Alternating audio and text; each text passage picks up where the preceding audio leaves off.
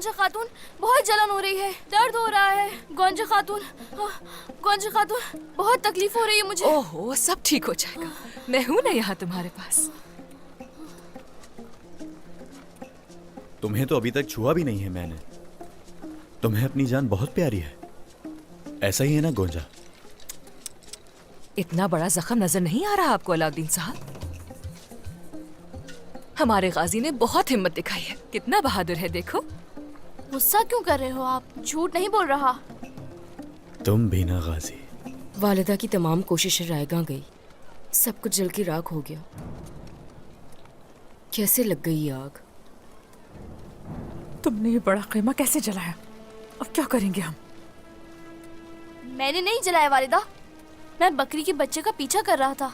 जब मैं खेमे में दाखिल हुआ तो किसी ने मेरे सर पर मारा और मैं बेहोश होकर गिर गया।